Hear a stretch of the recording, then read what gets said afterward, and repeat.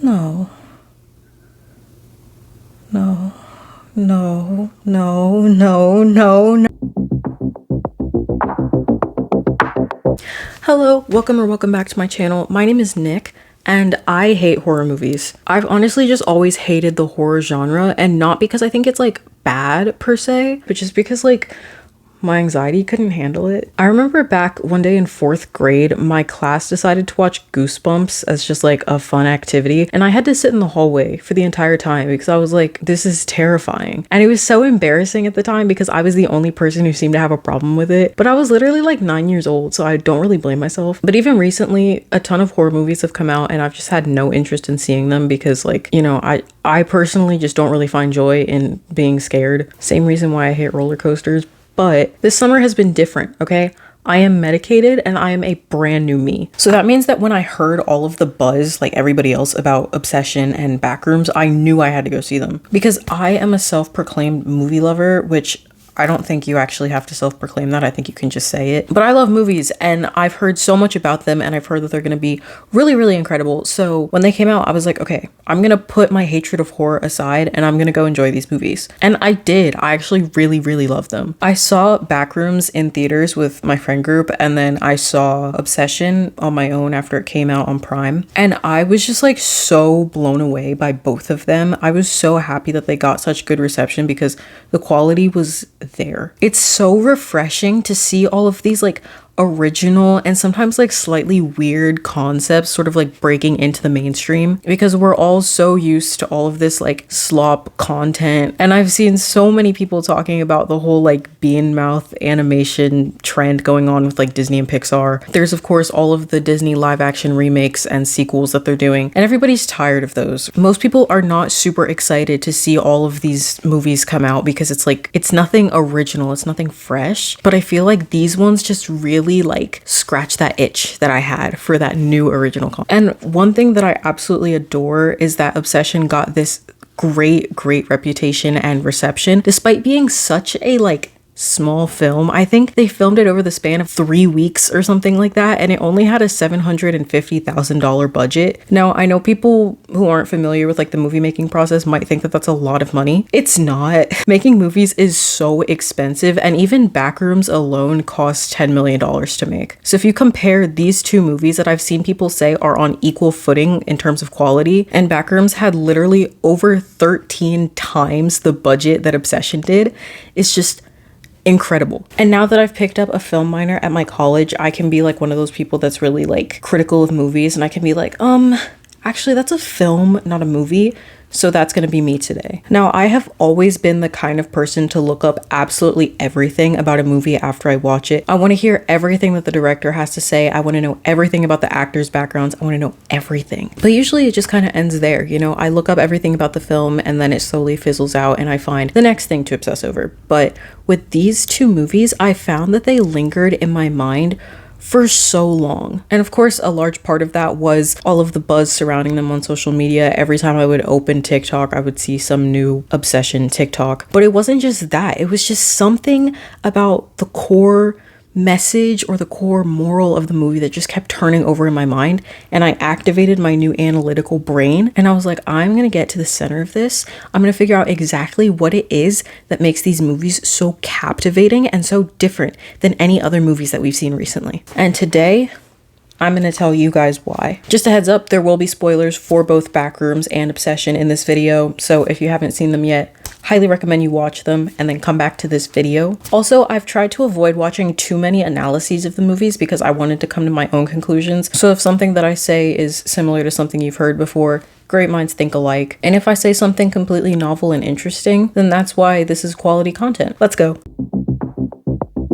So a little bit of background on Backrooms. I'm pretty familiar with the concept of the Backrooms because I've been on the internet for years and it's been a hot internet topic for years. But just for some context, the Backrooms are essentially an infinite, nonsensical liminal space inspired by one image posted to 4chan in 2019, and that was widely popularized by a creator named Kane Parsons.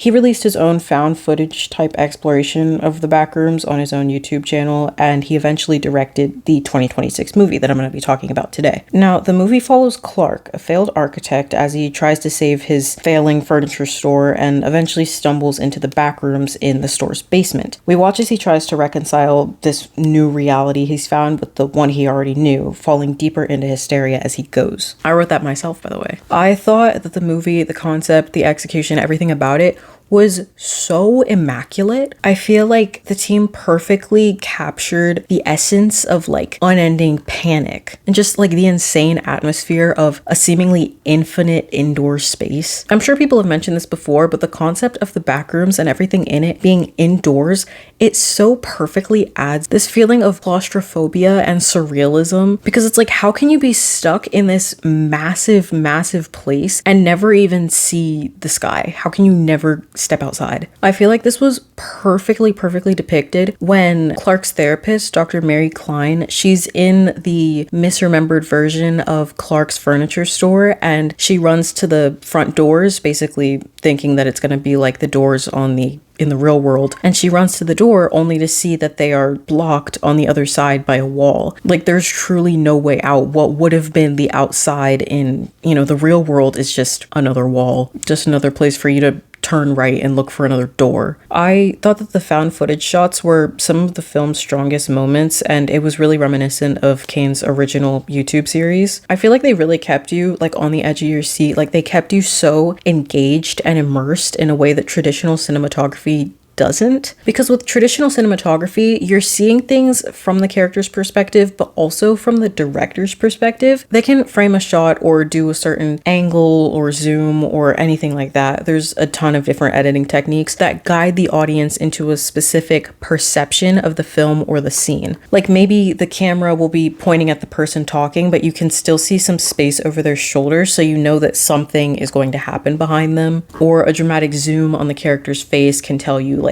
what they're feeling or how you as an audience member should feel watching the scene. But by showing everything from first person point of view of Clark or Bobby or anybody going through the Backrooms, it really added an entire layer of suspense, because you don't know what's going to happen next. Just like the characters, you don't know what's going to be around the next corner that they turn. There's no moment where you're really bracing for a jump scare because suddenly everything gets quiet and still. No, it's like you don't know if there's going to be a jump scare or if it's just going to be a heap of computers or furniture that they're going to see. It's like it truly helps us see from the perspective of our protagonist or whoever we're following at the moment, and it makes us care for them that much more. Even in the very first scene when the async employee gets attacked in the Backrooms when he's isolated, you feel that like dread and fear with him despite knowing him for literally like 2 minutes, all because you're forced to see from his perspective for a little bit. You're hoping that he gets out safe because for a moment you're him. From a narrative standpoint, I already knew a lot about like what was going to happen in the film going into it, so I wasn't necessarily like scared at the like visually scary moments, but I could definitely feel that like worsening sense of dread as we move through the story. Like with every choice that Clark and the crew make, you can tell that we're moving closer to somebody's death. Like when Clark first goes down into the basement in the middle of the night, when he walks through the door, when Bobby and Kat follow him, when they're exploring that really steep hallway, you just know that somebody, if not everybody, is going to die. Every step that they take in the Backrooms is literally a step in the wrong direction. My personal favorite part of like the visual depiction of the Backrooms is the random objects that are scattered throughout it, and specifically the objects that are partially clipped into like the walls or the ceilings or the floors. Because this is something that we see a lot in, say, settings like gaming, like item collisions. But to see it in like a real setting was just so eerie. Ugh, it makes my skin crawl. It's like a glitch in Generation or like a glitch in the Matrix, or like the objects already existed and then the setting just like spontaneously spawned around them. I love that sequence in Mary's mind when we're like falling through the floor of her childhood home and we see everything getting like progressively more like warped and misremembered. It was so unsettling to me. I felt so grossed out watching it, but I watched it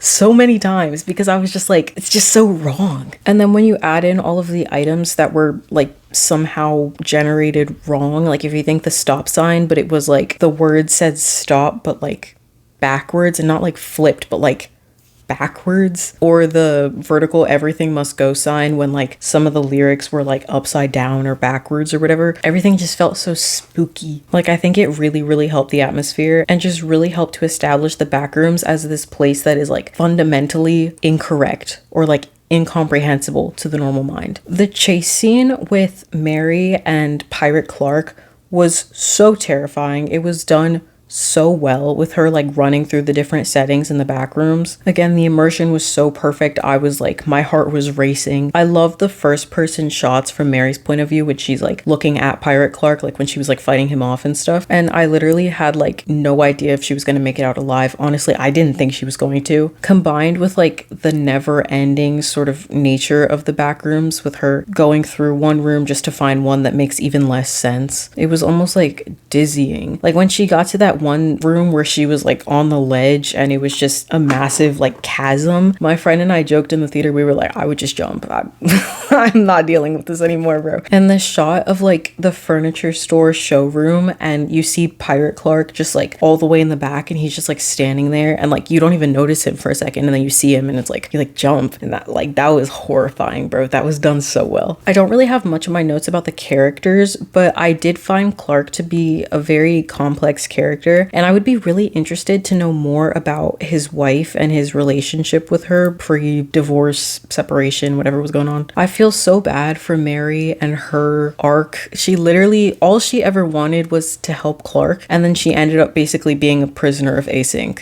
with no way out. The ending scene of her still life just like sitting motionless in the misremembered interrogation room literally broke my heart because it was barely even misremembered. Like that's literally just her reality now. I also found that the inclusion of all of the misremembered things, like all of the different settings that were generated that were reminiscent of places that we'd seen in the movie, Bobby and Kat's wanted posters, the still lifes, they kept me so on edge. It added so much to the feeling of everything in the Backrooms being our world, but just like slightly off. It was like just enough to trigger that uncanny valley feeling of like, it's just familiar enough for us to recognize it, but not familiar enough for us to accept it. And finally, justice for Kat and Bobby, because they didn't deserve that. Especially Kat. She didn't even want to go in the Backrooms. Free my girl.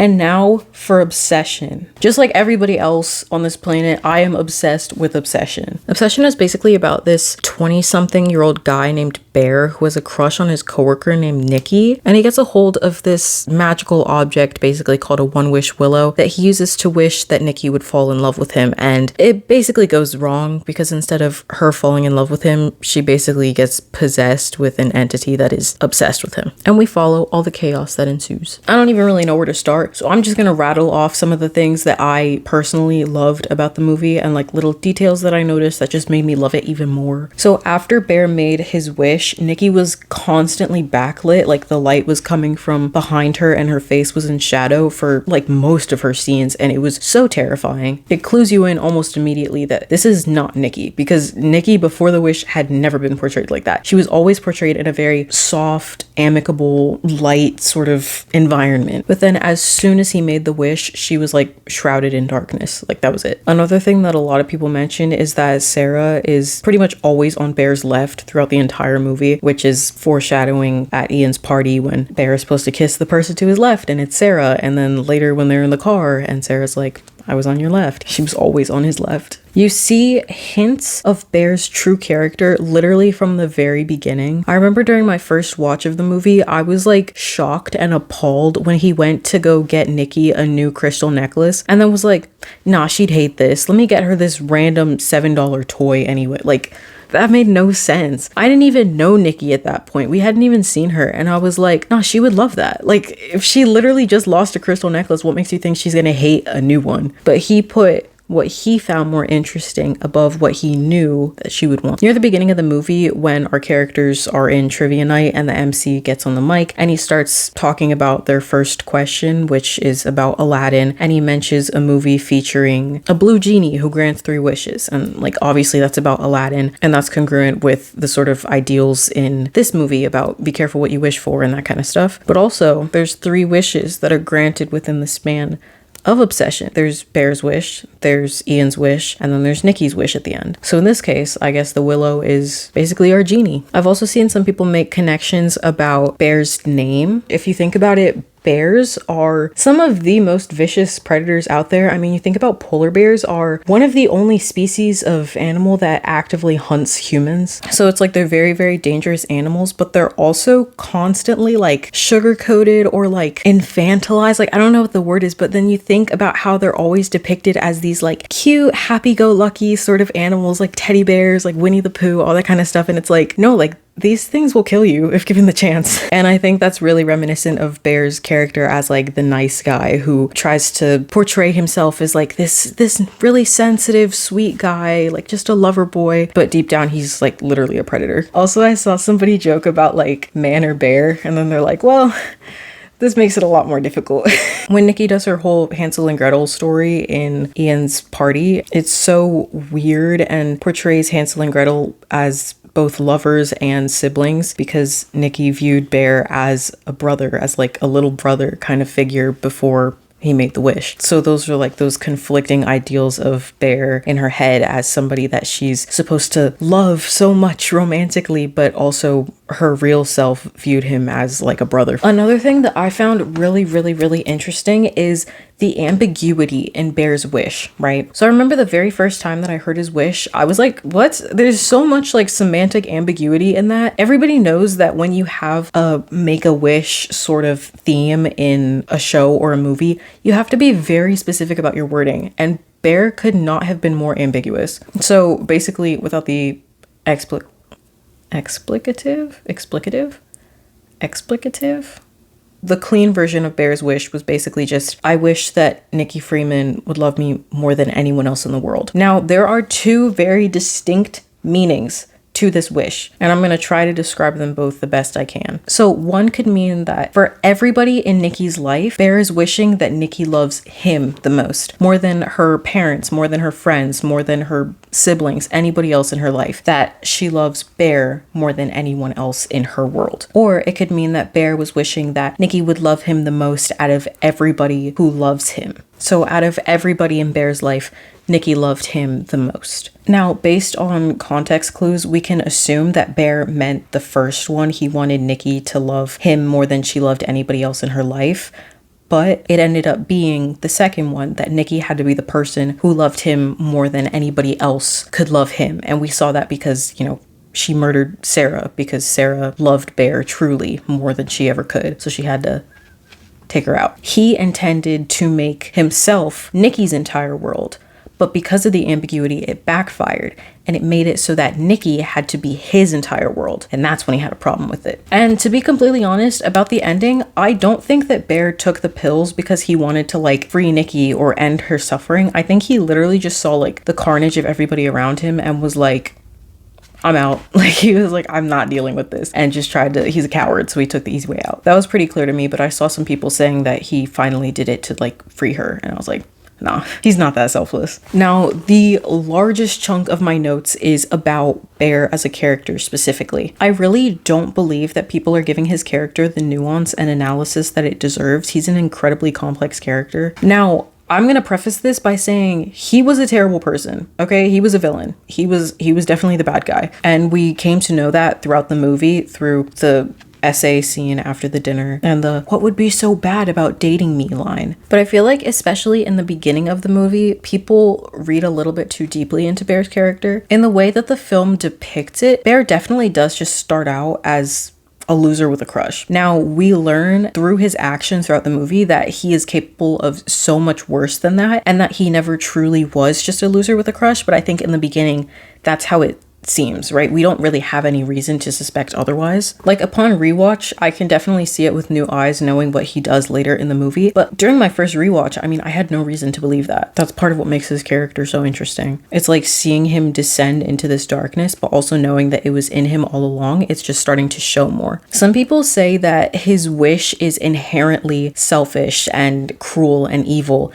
but I don't think so. I think there's no way that he actually thought that like a $7 toy that he bought from a random store was actually gonna work. And I don't think that that was like a crazy wish to make. Like, I personally have used many a birthday wish to wish that like the crush that I had at the time would like me back. And I was like 13 at the time. I was not wishing a violent entity would take over their body. I was wishing that they would have some like change of heart and start to see me for who I truly am, and they would fall hopelessly in love with me. But I wasn't like wishing the worst for them. I was just like, maybe like I just wish that we would align with a reality where things work out. And like you don't think that kind of wish is gonna work. It's just a Hail Mary. Now, I do think that Bear knew from the start, like right after he made the wish, I think he knew that it worked, because we see in that initial car scene when Nikki comes back and she's doing the whole, yeah, I'm sorry. Yeah, like he literally looks in the back of the car and he looks at the willow, and you can see the gears are turning in his head, and he's like, was it the wish? And obviously he's not gonna really think too deeply into that. The average person probably wouldn't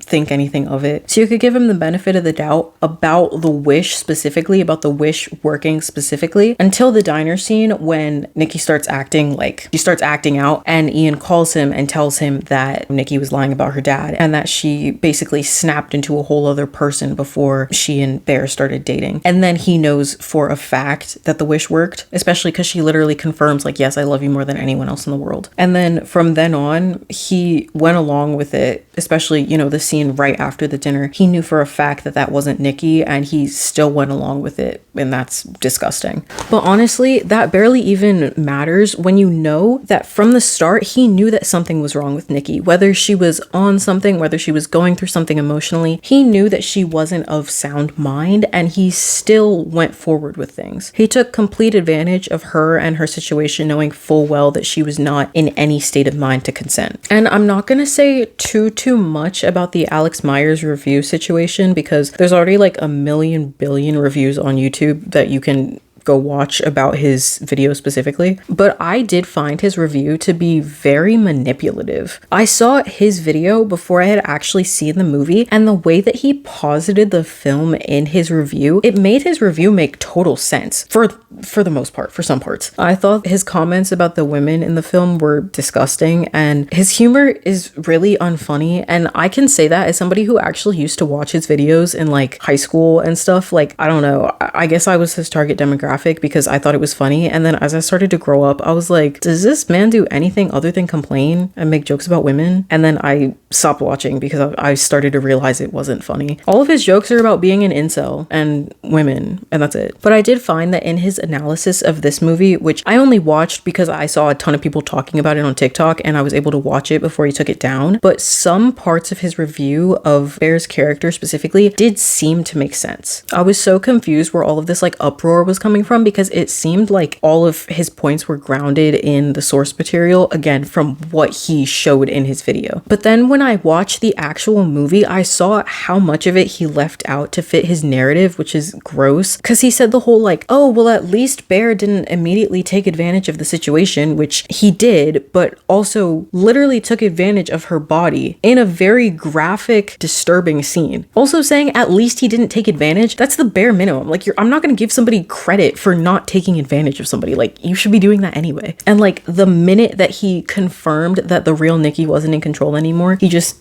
went full out on her, which is like insane. And all of the stuff that he said about in the beginning, how Bear was really just a loser and everybody was saying that he was some crazy manipulative misogynist, and he was like, no, he wasn't. Now, that's not what I'm saying about Bear at all. I'm not saying that he was just a loser. I'm saying that the film depicted him as a loser, but he had much worse tendencies and much worse desires underneath, which were revealed later in the film. Alex was saying that he was just a loser and that he wasn't this bad guy, but he was always a bad guy. The film just didn't show us it until later, because his character arc, you can't just put everything out in the beginning. And like, you can't just excuse what a character does, and you can't just diminish their harm because you resonate with them, because you're like, oh, we're just losers for real. Like, you can't do that. Although one thing that I do hate, that I agree with him on this one teeny tiny part of his review, is that a lot of people were saying like, oh, well, Bear should have just killed Nikki, or he should have just killed himself. Like, once he found out how to end the curse, and like Nikki was like, please just kill me, like he should have just killed her. And then Alex was like, okay, like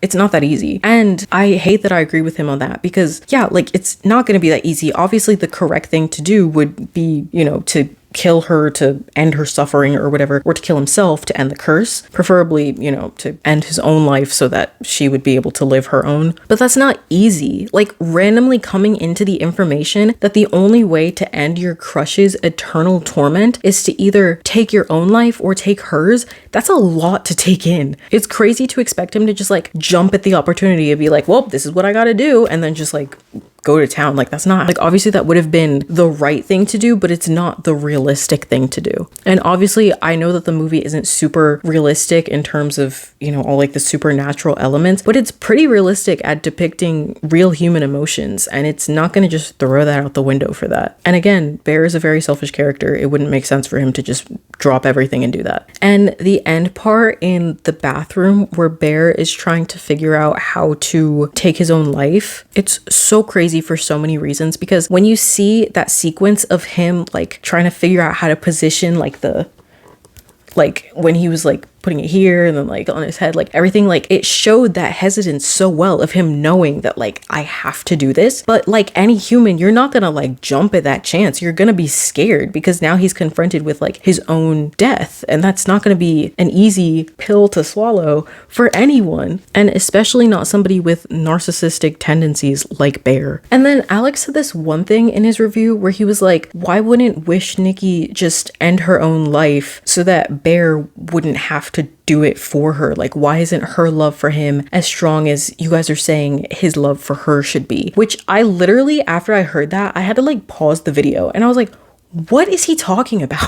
Wish Nikki's entire reason for existence was to love Bear. It was not to make him happy, and it was not a true love as we see. She was literally killing his friends. She wasn't concerned at all with how he felt or was happy with his surroundings or his circumstance. All that mattered was that she loved him more than anybody else in the world. So she's not going to concern herself with what he wants, because that would be a direct contradiction to what her entire reason for being there is. Like, yes, removing herself from the equation would make Bear happy, but then she wouldn't be there to love him. So that goes against her programming. So that doesn't make any sense. Also, why are you putting the blame on Nikki? Like, what? She already has no autonomy to begin with. Both Nikkis, both the real Nikki and the Wish Nikki, have no autonomy. So why are you putting expectations on her to do the work that Bear is supposed to do? That makes no sense. Like, how do you still manage to victim blame in this situation? Anyway, enough about Alex. I'm sick of talking about him. My favorite scene in the movie is at the very end, after Wish Nikki's wish interrupts Bear's attempt to throw up the pills that he just took. Some people say that he stopped throwing up the pills because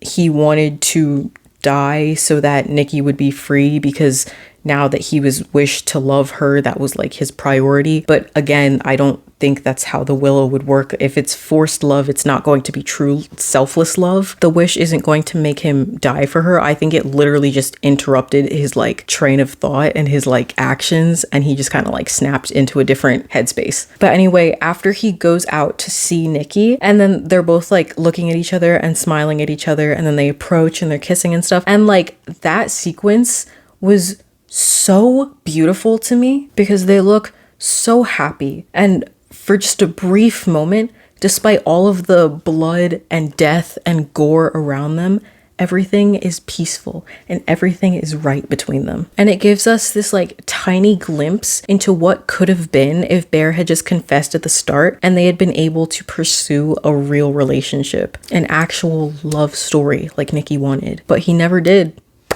And that's all that's left.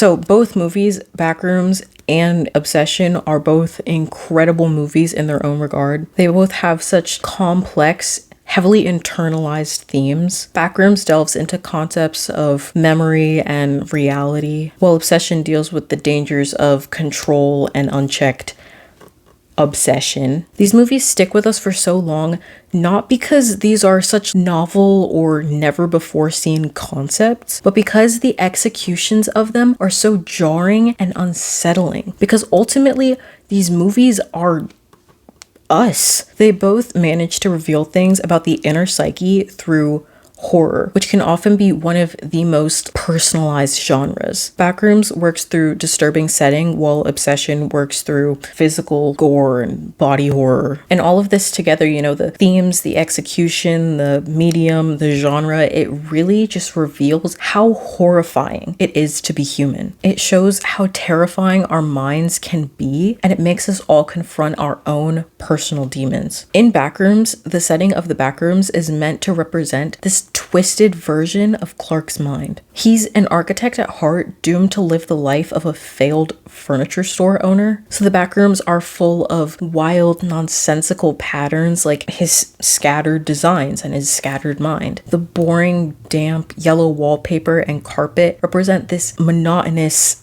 never-ending spiral of a life after his marriage. Random furniture pieces are found throughout the Backrooms, almost as if they're like in the corners of his mind. Pirate Clark represented his shame, having to humiliate himself to promote whatever was left of his business. And yet, despite it all, he found comfort in those walls. He found serenity in that space. He found it easier to sink into those cycles of dread and regret than confront what had gotten him to that point in the first place, or even how dangerous those cycles could be until it was too late and it literally consumed him. In Obsession, the willow was so much more than just like a genie in a bottle type object. It wasn't bringing things to life, it was bringing things to light.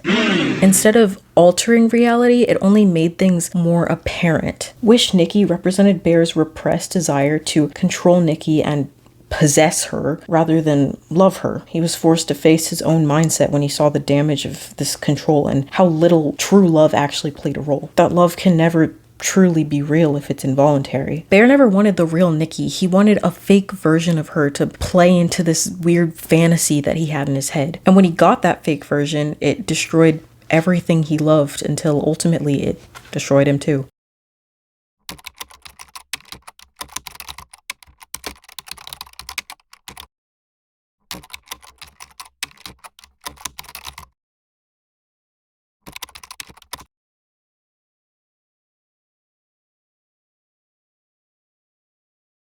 These movies are so relevant, especially knowing our society's increasing awareness of things like capitalistic dread and the manosphere. Clark and Bear represent two very distinct demographics. Clark represents the overworked pawn, constantly struggling to make ends meet, who turns to unhealthy forms of coping and ultimately self-destructive tendencies. And Bear represents young men with a warped sense of love who view women as more objects to be obtained rather than full human beings with autonomy. Both types of people are so abundant today, and both are exceptionally dangerous, not only to the people around them, but also to themselves. By presenting these dangers visually, often in like these bloody or deadly contexts, it forces us all to see just how deeply these repressed character flaws can run and how much of a threat they can pose when their hosts reach their breaking point. So hopefully these movies will not just be viewed as entertainment. Hopefully they can be seen as what they are. They're cautionary tales. So hopefully viewers can recognize these traits in themselves or the people around them and shake them out of it before it's too late, before they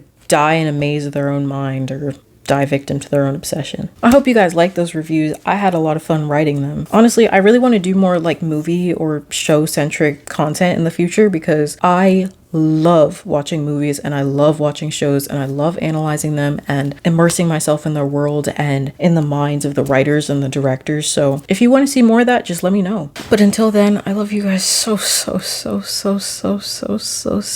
much. I don't think I could live without you. But I don't have an outro, so bye.